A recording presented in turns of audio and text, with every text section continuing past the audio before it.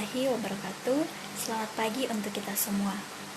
Puji dan syukur patut kita panjatkan kehadirat Tuhan Yang Maha Kuasa, karena atas anugerah dan pertolongannya dalam kehidupan kita masih boleh diberikan kekuatan dan kesehatan untuk dapat mengikuti perkuliahan kita pada pagi hari ini. Terima kasih juga kami ucapkan kepada Ibu Andi Evi Erviani MSc selaku dosen mata kuliah perkembangan hewan yang boleh terus membimbing kita untuk mengikuti perkuliahan kita.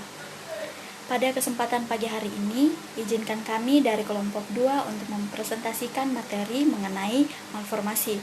Namun sebelum kita jauh masuk dalam pemaparan materi kita pada pagi hari ini, saya akan memperkenalkan terlebih dahulu anggota kelompok saya. Yang pertama ada Saudari Sri Bella Astari, yang kedua ada Saudari Jumaria, dan yang ketiga saya sendiri, Eti Yuniarti Minanga selaku pemateri pada pagi hari ini.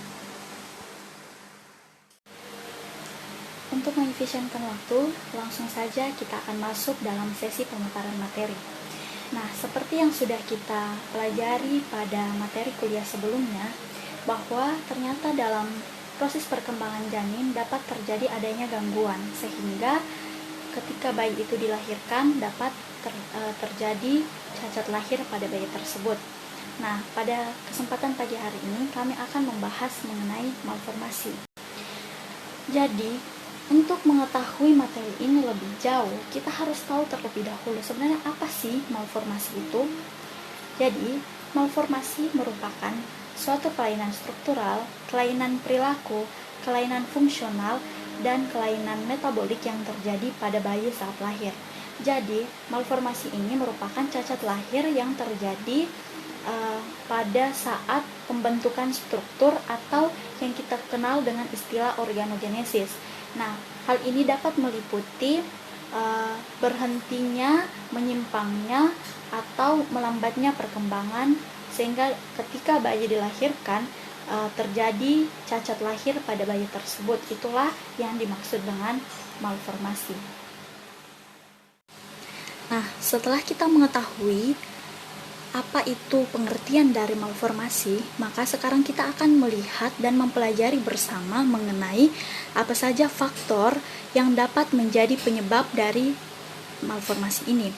Yang pertama, di sini dapat kita perhatikan, yang pertama adalah terjadinya mutasi gen dan pola pewarisan secara spesifik. Kita ketahui bahwa dalam perkembangan seharusnya terjadi dengan baik sehingga janin dapat dilahirkan dengan normal sebagaimana mestinya. Namun apabila terjadi mutasi gen, maka hal itu akan menyebabkan adanya penyimpangan atau kelainan ketika bayi tersebut dilahirkan. Yang kedua di sini adalah faktor lingkungan. Nah, faktor lingkungan di sini dapat berupa tempat dari orang tua si janin ini tinggal, atau dapat juga dilihat dari mungkin dari sisi ekonominya, dari status pendidikan, atau maupun juga status gizi. Kenapa hal ini berpengaruh?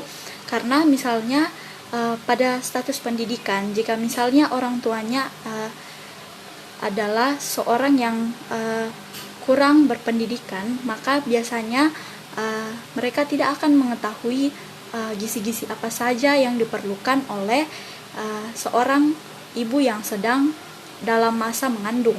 Nah, hal ini juga akan mempengaruhi perkembangan dari janin tersebut. Selanjutnya yang ketiga adalah perubahan struktur atau jumlah kromosom, dan yang terakhir adalah gabungan dari faktor-faktor di atas. Jadi dapat terjadi penggabungan antara faktor yang pertama dengan faktor yang kedua, atau faktor pertama dengan ketiga, dan sebagainya.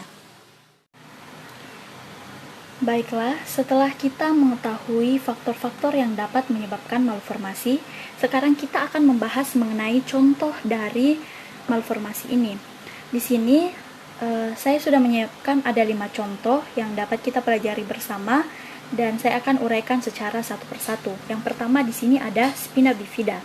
Jadi, spina bifida ini merupakan cacat lahir yang terjadi karena terganggunya pembentukan tabung saraf selama bayi dalam kandungan, sehingga hal ini akan menyebabkan munculnya celah pada ruas tulang belakang.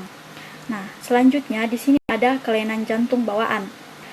Nah, kelainan jantung bawaan ini adalah pembentukan jantung atau pembuluh darah besar yang terjadi secara tidak normal. Selanjutnya yang ketiga, ada kelainan bentuk tangan atau kaki. Nah, kelainan bentuk tangan atau kaki ini adalah cacat lahir yang dapat berupa yang pertama itu satu tangan atau kakinya itu dapat lebih besar atau lebih kecil, atau bisa juga jumlah jari tangan atau jari kakinya itu lebih dari normal atau yang kita kenal dengan istilah polidaktili. Kemudian dapat juga satu atau lebih jari dari tangan atau jari kaki menempel satu sama lain, atau dapat juga terjadi kelahiran tanpa tangan atau kaki. Selanjutnya adalah neural tube defect atau yang disingkat dengan istilah NTD. Jadi NTD ini merupakan cacat lahir yang terjadi pada struktur otak, tulang belakang atau ruas tulang belakang. Selanjutnya yang terakhir di sini ada kelainan fungsional. Nah, kelainan fungsional ini adalah cacat lahir yang terkait dengan kelainan sistem atau fungsi organ tubuh yang dapat berupa kelainan fungsi otak dan syaraf yang terkait dengan aspek intelektual, perilaku, bahasa, dan gerak tubuh. Contohnya itu sindrom Down. Kemudian yang kedua adalah kelainan yang membuat tubuh tidak mampu membuang zat kimia sisa metabolisme. Contohnya adalah fenilketonuria. Dan yang terakhir adalah pada kelainan fungsional ini dapat berupa juga gangguan penglihatan. Nah, dapat diperhatikan juga pada poster yang telah kami buat di sini. Ini merupakan gambar dari contoh-contoh dari malformasi ini. Jadi ini dia gambarnya, dapat kita perhatikan. Baiklah, itu tadi pemaparan materi dari kami mengenai malformasi. Kita sudah mempelajari mengenai apa itu pengertian dari malformasi, apa saja faktor-faktor yang dapat menyebabkan terjadinya malformasi, dan kita juga sudah melihat contoh-contoh dari malformasi beserta gambar yang sudah dipaparkan pada poster ini. Baiklah, untuk perhatian kita semua, kami dari kelompok 2 mengucapkan banyak terima kasih. Semoga kita semua selalu dalam keadaan sehat dan selalu dalam lindungan Yang Maha Kuasa. Demikianlah presentasi dari kami. Untuk segala kekurangannya kami mohon maaf. Wassalamualaikum warahmatullahi wabarakatuh.